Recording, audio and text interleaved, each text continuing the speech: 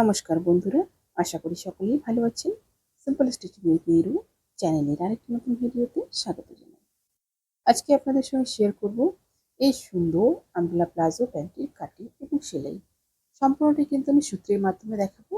এই সূত্রের মাধ্যমে আপনারা কিন্তু যে কোনো সাইজের আমব্রেলা প্লাজো প্যান্ট কাটিং এবং সেলাই খুব সহজেই করে নিতে পারবেন। এর সাথে থাকবে অনেক গুরুত্বপূর্ণ টিপস, যেগুলো আপনাদের সেলাই কাজে ভবিষ্যতে অনেকটা হেল্পফুল হবে। এর জন্য পুরো ভিডিওটির সঙ্গে থাকতে হবে, কোথাও স্কিপ করবেন না।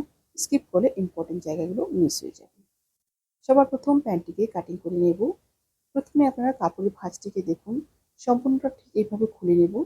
খুলে নিয়ে কাপড়ের দুটো মাথা একসঙ্গে করে নিলাম। ঠিক এরকমভাবে দুটো মাথা একসঙ্গে করে নিয়ে এই মাথাটা দেখুন এবার ঘুরিয়ে দেব।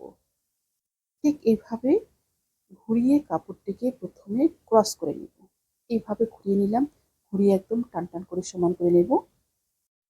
টোটাল একবারে 4টা ভাঁজ হয়ে গেল। দুটো পার্টে কিন্তু একসঙ্গে কাটিং হবে। এবার নিয়ে নিব প্রথমে কোমরের মাপটা। কোমরের মাপটা দেখুন ঠিক এইভাবে এই জায়গায় নিয়ে নিব। কোমর রয়েছে আমার 36, 36-এর সাথে 6 ইঞ্চি লুজ রাখবো, অর্থাৎ 6 ইঞ্চি প্লাস করে নিলাম। 6 ইঞ্চি প্লাস করে আসলে আমার 42 ইঞ্চি। এই 42কে এবার 4 দিয়ে ভাগ করব। 4 দিয়ে ভাগ করে আমার যা আসবে, এখানে কিন্তু দেখুন উপরে আমি 10.5 ইঞ্চি নিয়ে নিলাম। এই সূত্রটার মাধ্যমে আপনারা কিন্তু যে কোনো সাইজের প্যান্ট খুব সহজেই কাটিং করতে পারবেন। এবার নিয়ে নিব হাইয়ের মাপটা। হাইয়ের মাপটা নিয়ে নিব কিন্তু সোজা যে পার্টটা রয়েছে সেই পার্টটাতে। সোজা অর্থাৎ যে দিকটা বর্ডারের লাইনটা রয়েছে সেই দিকটাতে, ক্রস দিকটাতে নয়। আমার যে দিকে রয়েছে সেটা কিন্তু ক্রস দিক। এখানে হাইয়ের মাপটা 12 ইঞ্চি নিয়ে নিলাম। 12 ইঞ্চি নিয়ে ভেতর দিকে 3 ইঞ্চিতে এভাবে লাইন টেনে নেব। এখানেও কিন্তু একটা সূত্র ব্যবহার করব। লম্বা প্যান্টের যা থাকবে সেই লম্বাকে 3 দিয়ে ভাগ করব। লম্বাকে 3 দিয়ে ভাগ করলে আসবে আমার 12 ইঞ্চি, অর্থাৎ টোটাল লম্বা রয়েছে আমার 36 ইঞ্চি। এখানে কিন্তু সেই অনুযায়ী হাইয়ের মাপটা নিয়ে নিলাম। আর লম্বাতে এখানে কিন্তু কোনো প্লাস মাইনাস কিছু করব না। লম্বা যা থাকবে সেই লম্বাতেই কাটিং করব। কারণ লম্বা রয়েছে 36 ইঞ্চি, 36 ইঞ্চিতে এখানে কিন্তু কাটিং করব। কারণ ওপরের দিকে আমার 1.5 ইঞ্চি বেল্ট জয়েন্ট হবে, আর সেলাই মার্জিনও টোটাল কিন্তু আমার 1.5 ইঞ্চি চলে যাবে। অর্থাৎ আমার যতটুকু প্লাস হবে ততটুকু কিন্তু আবার মাইনাস হয়ে যাচ্ছে।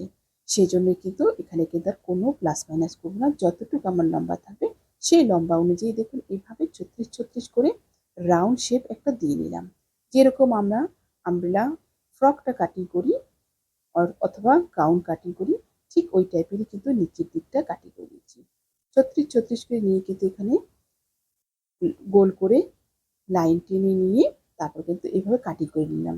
এবার দেখেন এই জায়গাটা কিন্তু 36 আসছে না, এখানে কিন্তু এরকম এই টুকরোটা জয়েন্ট হবে।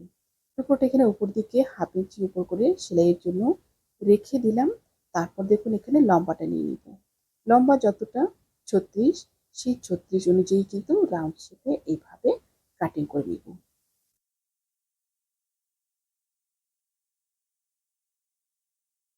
একদম লাস্ট অব্দি কাটিং করে নেব। আর জয়েন করার সময় এখানে কি একটা গুরুত্বপূর্ণ বিষয়, জয়েন্টটা কিন্তু সোজা যে দিকটা রয়েছে সেই সোজা দিকেই হবে, ক্রস দিকে কিন্তু হবে না। এবার কোমরটা কাটিং করে নিলাম ঠিক এইভাবে। রাউন্ড শেপটাও ঠিক এইভাবে হাইয়ের কাটিং করে নেব। নিচের দিকটা এখানে কিন্তু এটা ভাগ করে নেব। প্যান্টটা আমার সুন্দরভাবে কাটিং হয়ে গেল। খোলার পরে ঠিক আমার এরকম আসবে। দুটো হাই এভাবে কিন্তু জয়েন করতে হবে। এবার কাটিং করবো বেল্টটা। বেল্টের জন্য দেখুন 4 ইঞ্চি করে লম্বা নিয়ে নিয়েছি। 4 ইঞ্চি লম্বা নিয়ে কাটিং করে নিয়েছি। এখানে কিন্তু চওড়ার মাপটা যে রয়েছে, চওড়ার মাপটা কিন্তু এখানে নেব না। কারণ যেহেতু আমার টুকরো কাপড় রয়েছে, বেল্টটা জয়েন করার পর যতটুকু এক্সট্রা হবে সেটা কাট করে নিব। ঠিক এরকমভাবে আরেকটা টুকরো কাটিং করে নিচ্ছি। আমার চ্যানেলে নতুন হয়ে থাকলে চ্যানেলটি সাবস্ক্রাইব করে দিয়ে পাশে থাকা বেল আইকনটি প্রেস করে দিন, যাতে আমি নতুন ভিডিও আপলোড করার সাথে সাথে আপনার কাছে নোটিফিকেশন পৌঁছে যায়। যারা ফেসবুক পেজ থেকে দেখছেন, পেজটি ফলো করে আমার সাথে থাকুন। চলে আসলাম সেলাইয়ে। প্রথমে কিন্তু নিচের যে টুকরোটা রয়েছে নিচের টুকরোটা জয়েন করে নিচ্ছি। সোজা দিক দুটো মুখোমুখি করে নিলাম ঠিক এভাবে। মুখোমুখি করে নিয়ে এভাবে জয়েন করে নিচ্ছি। জয়েন করার পরে এইভাবে খুলে নিব, খুলে নিয়ে ওপর দিক থেকে একটা চাপ সেলাই দেব। এই চাপ সেলাইটা কিন্তু খুবই গুরুত্বপূর্ণ, চাপ সেলাইটা দিতেই হবে। চাপ সেলাইটা না দিলে কিন্তু ফিনিশিংটা ভালো আসবে না। সুন্দরভাবে চাপ সেলাইটা দেওয়ার পর নিচে এরকম কোনা বেরিয়ে আসলে কোনাটা কাট করে নেব। ঠিক একই রকম ভাবে বাকি নিচের টুকরোগুলো কিন্তু লাগিয়ে নেব। এবার জয়েন করব হাইটা। দেখুন দুটো পার্টকে ঠিক এভাবে দুটো সোজা দিক মুখোমুখি করে নিয়েছি। সোজা দিক মুখোমুখি করে নিয়ে এভাবে 1/2 ইঞ্চি মার্জিনে রাউন্ড শেপটা জয়েন করে নিচ্ছি। অবশ্যই হাইগুলো ডবল সেলাই করে নিতে হবে। ঠিক একই রকম নিয়মে অপর সাইডের হাইটাও কিন্তু জয়েন করে নিচ্ছি। দুটো হাই জয়েন করে নিলাম। জয়েন করার পরে ঠিক এভাবে খুলে নেব। মিডিল করে নিয়ে এভাবে খুলে নিলাম। এবার দেখুন জয়েন্টটা মিডিলে চলে গেল।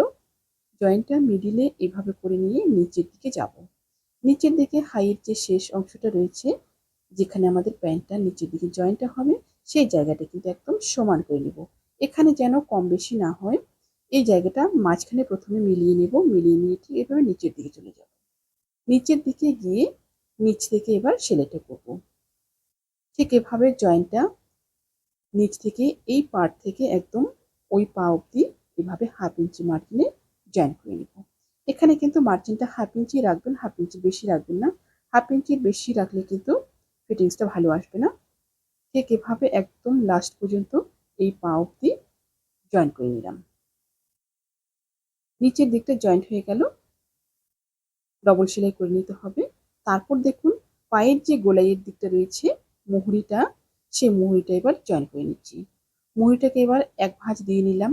এক ভাঁজ দিয়ে প্রথমে এইভাবে গোল করে জয়েন করে নেব। তারপর ঠিক আরেকটা ভাঁজ দিয়ে এভাবে জয়েন করে নেব।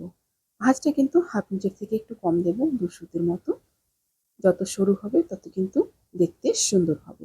নিচের দিকটা যেহেতু ক্রস রয়েছে, এখানে কিন্তু একবারে ডাইরেক্ট 2 ভাঁজে করা যাবে না, একটা একটা ভাঁজ দিয়ে করতে হবে। সুন্দরভাবে নিচের জয়েন্টটা আমার হয়ে গেল। একই রকম নিয়মে অপর সাইডটাও কিন্তু করে নিয়েছি। এবার বেল্টটা জয়েন করব। বেল্টের জন্য দেখুন টুকরোটা প্রথমে এভাবে জয়েন করে নেব। জয়েন করে নিয়ে লম্বা করে নেব। লম্বা করে নিয়ে এবার কোমরের সাথে জয়েন করব।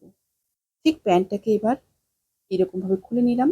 খুলে নিয়ে বেল্টের দিকটা কিন্তু সোজা থাকবে আর প্যান্টের দিকটা থাকবে কিন্তু উল্টো। উল্টো এভাবে রেখে 1/2 ইঞ্চি এভাবে ছেড়ে দিয়ে গোল করে জয়েন করে নেব সম্পূর্ণ কোমরটাতে। আর এখানে জয়েন করার সময় কোমরটা কিন্তু কোনোটা পার্টই টানবো না। নিচের দিকটা প্যান্টের কোমরের দিকটা যেহেতু আমার ক্রস রয়েছে, এখানে কিন্তু একদম ধীরে ধীরে স্মুথলি জয়েনটা করতে হবে। এবার দেখুন যতটুকু টুকরো আমার এক্সট্রা বেঁচে গেছে সেটা কিন্তু কাট করে নিলাম। সেটা কাট করে নিয়ে দুটো মাথাকে বেল্টের একসঙ্গে এবার জয়েন করে নিচ্ছি এইভাবে। দুটো মাথা জয়েন করে নেওয়ার পর তারপর দেখুন এভাবে বেল্টের সাথে জয়েন করে নিলাম। জয়েন করে নেওয়ার পরে এবার ঠিক এভাবে উল্টে নেব। উল্টে নিয়ে এবার আরেকটা ভাঁজ দিয়ে যে জয়েন্টটা আমার আসলো বেল্টের মেইন, সেই জয়েন্টের উপরে কিন্তু এই সেলাইটা আসবে। ঠিক এভাবে জয়েন্টটাকে ভেতরের দিকে ঢুকিয়ে দিলাম। ভেতরের দিকে ঢুকিয়ে একদম জয়েন্টের কিনারে কিনারে এবার রাউন্ড করে সম্পূর্ণ সেলাইটা দিয়ে নেব। যারা সেলাই কাজে একদমই নতুন, তারা কিন্তু এই জায়গাটা পিন লাগিয়ে নিতে পারেন। পিন লাগিয়ে নিলে কিন্তু একবারেই আপনারা সেলাইটা ফিনিশিংয়ের সাথে করতে পারবেন। না হলে কিন্তু ক্রস হয়ে যাওয়ার সম্ভাবনা থাকে। ঠিক এভাবে একদম কিনারে কিনারে লাস্ট পর্যন্ত সেলাই করে নেব। লাস্টের দিকে ঠিক এভাবে 1 ইঞ্চি মতো জায়গা ছেড়ে দিলাম। এটা কিন্তু রাবারটা ঢোকানোর জন্য। এবার দেখুন এলাস্টিকের মাপটা। এলাস্টিকটা কোমর যা থাকবে তার থেকে 5 ইঞ্চি কম নেব। এখানে আমার কোমর 36 ইঞ্চি রয়েছে, এলাস্টিকটা কিন্তু নিয়েছি আমি এখানে 31 ইঞ্চি। আর জয়েন্টের জন্য এখানে 1.5 ইঞ্চির মতো নিয়ে নিয়েছি। এই মাপটা কিন্তু আপনারা যে কোনো সাইজের ক্ষেত্রে ব্যবহার করতে পারবেন। যা কোমর থাকবে তার থেকে 5 ইঞ্চি কম নিতে হবে এলাস্টিকের মাপটা।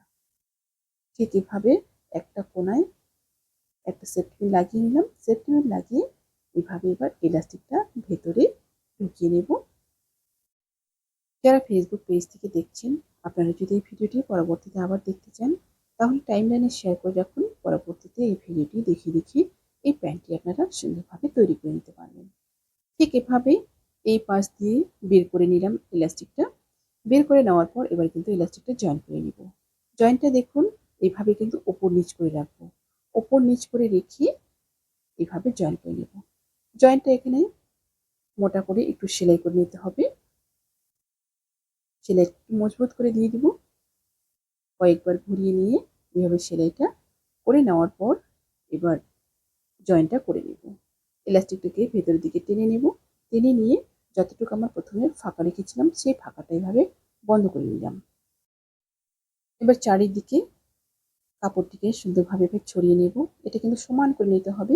এই জায়গাটা কিন্তু কম বেশি যেন না হয়। তারপর ইলাস্টিকের উপর দিক থেকে আরেকটা সেলাই দিয়ে নেব। সুন্দর করে এখানে একদম মাঝখানে বসিয়ে নেব। মাঝখানে বসিয়ে নেওয়ার পরে দেখুন দুদিক থেকে ইলাস্টিকটা টান দেব।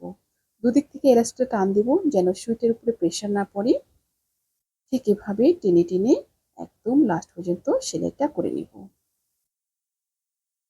লাস্ট পর্যন্ত এইভাবে সেলাইটা করে নিলে কিন্তু প্যান্টটা একদম রেডি। আপনাদের কোথাও বুঝতে সমস্যা হলে অবশ্যই আপনারা কমেন্টে জিজ্ঞাসা করবেন।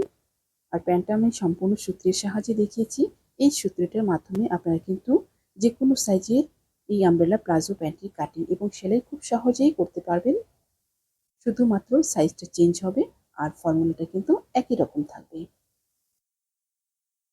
ভিডিওটি আপনাদের কেমন লাগলো অবশ্যই আপনার মূল্যবান মতামত কমেন্টে জানাবেন। ভিডিওটি কোথা থেকে দেখছেন সেটিও জানাবেন। ভিডিওটি ভালো লাগলে অবশ্যই লাইক কমেন্ট এবং শেয়ার করবেন। নতুন নতুন ভিডিও পেতে চ্যানেলটিকে সাবস্ক্রাইব করে রাখবেন। যারা ফেসবুক পেজ থেকে দেখছেন পেজটি ফলো করে আমার সাথে থাকবেন। সবাই ভালো থাকবেন, সুস্থ থাকবেন। আজকে এই পর্যন্তই। দেখা হচ্ছে পরবর্তী আরেকটি নতুন ভিডিওর সাথে।